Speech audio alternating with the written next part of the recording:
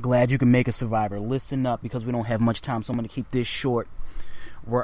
We have zombies all over the place. We're outnumbered. We don't have much food. So we got to do what we have to do whatever we can to make sure that we survive and make it through this. All right? I've come across some very crucial intel, and I've discovered 9 weapons that can help you survive the zombie apocalypse. When I say weapons, I'm not just talking about firearms. So let's get right into it. Number 1 is the shotgun. Unless you're a marksman, then the shotgun is the firearm for exploding these zombie skulls. The stress of close quarters combat necessitates a shotgun to allow for enormous margin of error required actually to hit your target. No matter if you choose a pump or a semi-automatic shotgun, be sure to include a side saddle or buttstock shotgun shell holder for reloading. Some shotguns have a notoriously low ammo capacity. Shotgun gauges are usually 10, 12, 16, 20, 28, and 410. A smaller gauge means that the diameter of the bore is larger. Within the United States, 12 and 20 gauges are the most common, so we should be able to find those anywhere. But gauges are exceptionally powerful, but inexpensive as well. So for $20, you can find a 100-round case in stores like Walmart. So let's make sure that we raid those places and see what we can get. Number 2 is the crossbow. For the first week of the apocalypse, a crossbow may seem a strange choice for defending against trouble.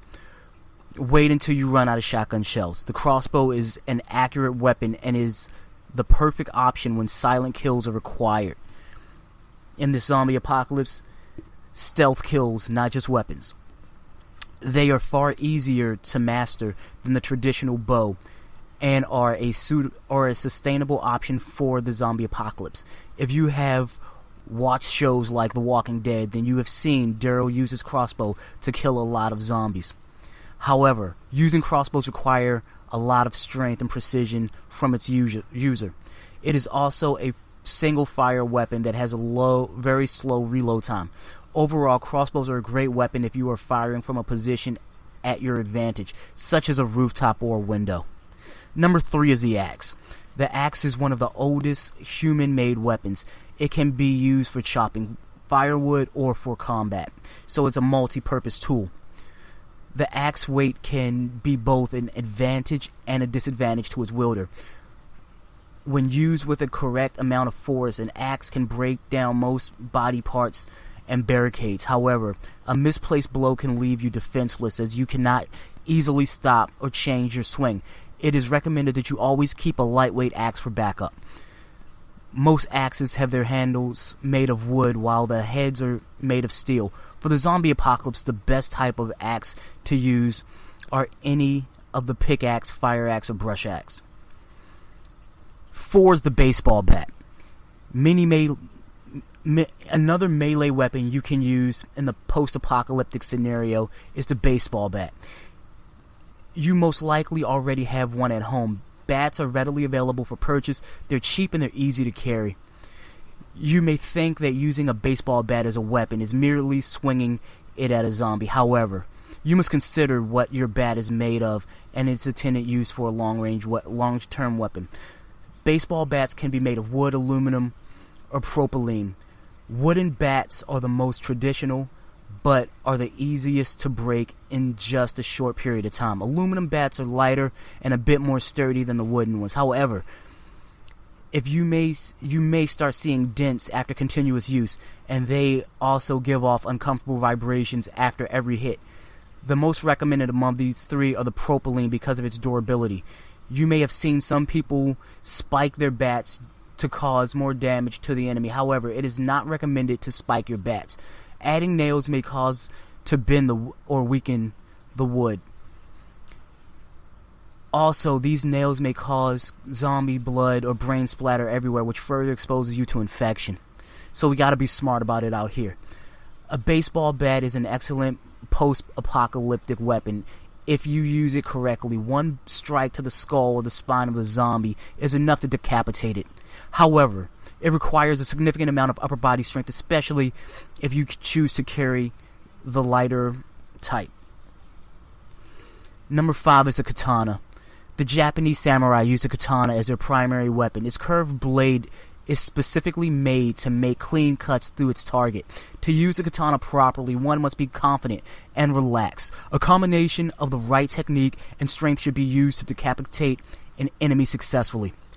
The blade is usually 70 to 73 centimeters long. It doesn't give you the same amount of distance as a shotgun or a crossbow, but the right strike will definitely let you cut through a zombie with no issues. If you are unaware of your skill in wielding this weapon, you can handle it like a knife and attack the zombie in the stabbing motion, aiming at the bottom of its jaw and upwards to the base of the skull. Number 6 is the handgun. Having a handgun that is easily accessible to you is as important as having a long gun, such as a shotgun, to give you the benefit of distance. A semi-automatic handgun, for example, gives you a readily accessible secondary option for offense while still providing you with a safe distance from your target. A second option is beneficial in case your primary weapon malfunctions or runs out of ammo. You can easily and quickly draw and reload a handgun in emergency scenarios. It provides you with the assurance that you will always be armed in case anything goes wrong. Number 7 is the machete. The machete is both a tool and a weapon. It is large and cleaver-like with blades that are 12.8 inches to 24 inches long. It is used to cut wood, thick vegetation, rainforest, undergrowth, and meat, depending on your strength and the blade's sharpness. It can take you one of several swings to cut through a zombie skull, using both hands to hold the machete and to place your strikes with additional force and control. Just like other edged weapons, the machete can be stuck in the skull. Apply a twisting force to cause rotation and aim at the neck or spine to decapitate the zombie. Be extra careful, however, because the zombie's head can still bite you. The machete is a reliable and versatile slashing weapon and tool. You can use it to fight off zombies at night and cut through the wood and barrier during the day. Continuous sharpening may be needed to maintain the machete's usability for weeks and months. If you decide to use this as your weapon, it's highly recommended that you carry a scabbard or a sheath. Number 8 is a sledgehammer. A sledgehammer is more effective than the typical hammer you probably have at home. It can be a very deadly weapon if you use it correctly and with the right amount of strength. The advantage a long-range weapon gives you is that it allows you to maintain good distance from a zombie, and with one swing you can hit and take down several zombies at once. You can use a sledgehammer in 2 ways. Sling, then hit, or thrust. If you swing at an enemy, make sure to put forward your lead foot. This is the foot opposite of your dominant hand.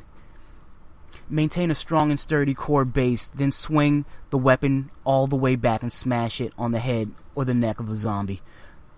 A thrust attack is perfect for violently pushing the zombies backwards. Again, maintain a sturdy base and hold the sledgehammer by positioning your dominant hand closer to the bottom of the handle and the other hand just about 18 inches away. Push forward as quickly and powerfully as possible with force coming from your dominant hand while the other hand serves as a guide. The best thing about sledgehammers is that you wouldn't need to worry about dulling them nor sharpening them frequently. All you need to do is wipe them down occasionally and you're ready to take down more zombies again. Number 9 is the hatchet. Another weapon best for short-range combat is the hatchet. If you find yourself in a close encounter with several zombies, this weapon will come in handy. It is not that heavily compared to other blunt weapons, and you can wield it using one hand. Speed and power are crucial in handling a hatchet. Once you make a quick and hard swing on zombies that come your way, the hatchet's sharp blade will finish them off. As usual, aim for the head and the neck to decapitate the zombies. If your hatchet gets stuck in the skull, make a strong front kick and immediately go back to your defensive position in case the second swing is required or another target is starting to come your way. Aside from serving as a weapon, hatchets can also be used as a tool. You can use them to skin animals. For food, remember to consistently sharpen your hatchet. Keep it in good shape. While no one definitely tell what's going to happen in the zombie apocalypse, you got to make sure that you're prepared for everything. Knowing about the different weapons you choose will keep you safe and keep you in the best possible position to deal with anything that comes your way. Knowledge is definitely power. Well, I don't have much more to say here. So, Survivor, so I'll just say this.